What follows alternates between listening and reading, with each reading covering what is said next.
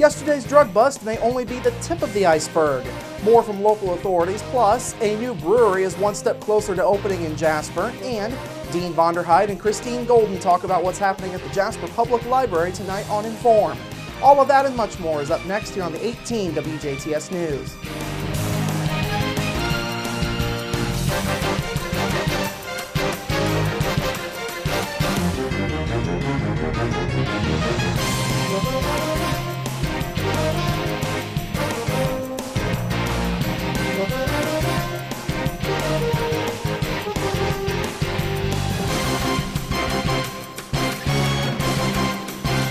Hello, I'm Bradford Raths. Like we told you last night, Operation Double Trouble was a big victory in the eyes of local authorities. However, they say the local drug battle is far from over. Operation Double Trouble marked the second major drug bust in Du Bois County within the last year, as 8 people were taken into custody. Authorities say the groundwork for this operation was laid out last June after the Operation Big Brother bust that netted 16 arrests. Now, like Operation Big Brother, undercover informants were used for Operation Double Trouble. These were developed mostly through street-level arrests made by uniformed patrol officers and Du Bois County Sheriff's Department Narcotics Officer John Anderson. Stuart Wilson with the Du Bois County Sheriff's Department says it's all part of trying to keep pace with the ongoing illegal drug activity locally. It's kind of a constantly evolving situation. The investigation of the sale of narcotics within our county never ends.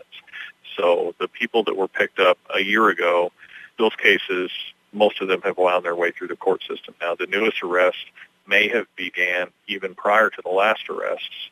It's just a constantly changing and evolving situation.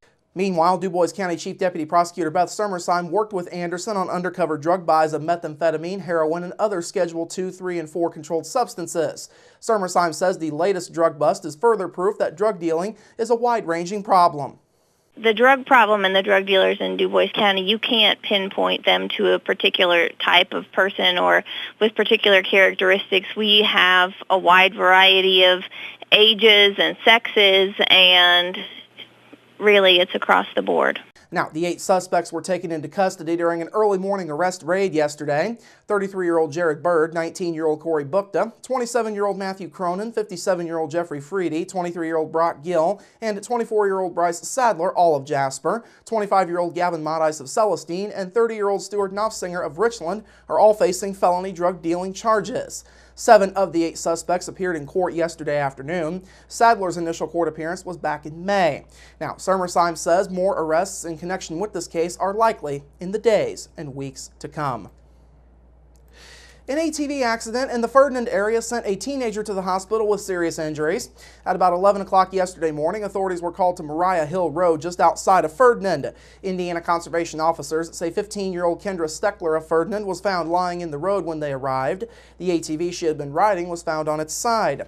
A family member took Steckler from the scene to the Ferdinand Fire Department, and from there she was taken to Jasper's Memorial Hospital and was later airlifted to Corsair Children's Hospital in Louisville for further treatment of head trauma. She is currently listed in fair condition. Conservation officers say Steckler was not wearing any protective equipment such as a helmet at the time of the accident. The Ferdinand Fire Department, Ferdinand Police, Memorial Hospital EMS, Du Bois County Dispatch, and St. Mary's Life Flight all assisted conservation officers. Now, conservation officers strongly encourage the use of protective equipment while riding ATVs, such as helmets, boots, gloves, and shin guards. For more information on ATV safety, you can visit offroad-ed.com/Indiana. This upcoming week could go a long way in determining the future site for the Jasper Public Library. The Jasper Library Board will have 2 meetings on the matter this upcoming week. The first one is Monday night, and it will be a special meeting in conjunction with the Jasper Community Arts Commission. That meeting will be at 7 o'clock Monday at the Jasper Library Annex building in the upstairs classroom. The Jasper Library Board will also have its regular meeting next Thursday beginning at 4:45 p.m. at the Jasper Library Annex. Library Director Christine Golden says a lot has happened over the last couple of months in the collaborative efforts between the Library and Arts Commission, an effort that's being led by the City of Jasper. Golden says Monday night's meeting will expand on that progress. We've had several meetings, smaller group meetings, where we've talked about, how we can handle this project. We're not to the point yet where we're really secure in talking about the financials because we just don't know that with either of the projects at this point. But So that is not what Monday night will be about. And I'm just trying to make that very clear to everybody that Monday is not about the financial aspect. Monday is about the collaborative efforts in general. We're going to talk about Gamble and Associates and City Visions are going to have some preliminary plans that we've been working on to show how the collaborative effort could work together. Monday night's meeting is open to the public. Now, phase 2 of the environmental study for the former Hoosier Desk building is still ongoing. Golden says Universal Design is also working on a structural engineering study that could be completed in time for the Thursday regular board meeting. Golden says talks are also continuing with landowners around the current library site in the event that the board ultimately chooses to build a new library there, and thus would need to acquire land for a bigger building and parking area. Golden says for now, no decisions have been made. I wouldn't say there's been a favorite on the library board by anybody in particular at this point. I think they've done a very good job of staying neutral at this point, making sure they have all the facts before we make a decision. We don't want to go into any of these decisions with a predetermined notion. Golden says it is likely the board will make its final decision on a new location coming up at July's regular board meeting. The Schnitz Brewery and Pub is one step closer to its opening. This morning, the 200-gallon tanks that will be used for brewing beer were delivered to the pub, which will be in the basement of Clubhouse 61. Alan Hanselman will own the brewery, and he, along with his father Larry Hanselman and his sister Gail Hettinger, will co-own the restaurant. This will be the second restaurant that parent company H Properties will have an ownership stake in, joining the Schnitzelbank restaurant. H Properties also owns the Jasper Hampton Inn and Clubhouse 61. Charlotte Reisner is the sales and marketing coordinator for H Properties. She says the brewery will feature 4 different German beers brewed in-house, and these will be wheat, porter, IPA, and blonde. Various seasonal beers will also be offered. Reisner says today is another step forward in the development of the Schnitz Brewery and Pub. She also says the new venue will fulfill a long-time dream of its owners. I think it was a dream of the Hanselmans. A lot of this is tying off German heritage. Of course, in Germany, there's lots of breweries everywhere, and so this is just bringing a little bit more of that German heritage to Jasper as a dream that the Hanselmans have had for years. Schnitz Brewery and Pub will also feature a family dining area. The menu will include several other drink selections, pizza, burgers, wraps, and salads, among other items. The restaurant, which will be housed in the basement of Clubhouse 61, as we mentioned, is set to open sometime in July, though beer will likely not be served until at least August. This is a big weekend coming up for St. Joseph's Catholic Church in Jasper. On Sunday, the church will be hosting its annual parish picnic from 10 a.m. to 4 p.m.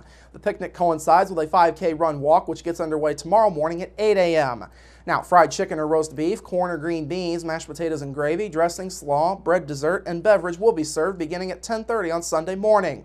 There will also be outside food booths featuring mock turtle soup, hamburgers, and homemade potato chips, among other items. The day features a grand raffle for $7,500 in cash prizes, quilts, a country store, and free inflatables for children as well. Now, a quick note for St. Joseph's parishioners, the regularly scheduled 11 o'clock Sunday morning Mass will not be held this weekend due to the picnic starting at 10 o'clock. And finally tonight, the University of Southern Indiana's Board of Trustees will vote next month on proposed tuition increases.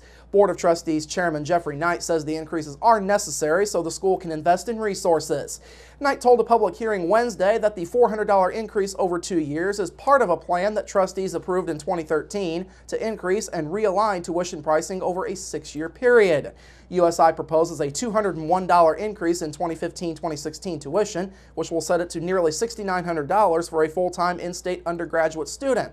In 2016-2017, tuition is proposed to go up $207 to $7,105. The trustees' vote is scheduled for a July 9th meeting that will be held in New Harmony. All right, coming up after the break, today turned out sunny, but will it last for your weekend? And later, more on what's happening at the Jasper Public Library. We're back after this.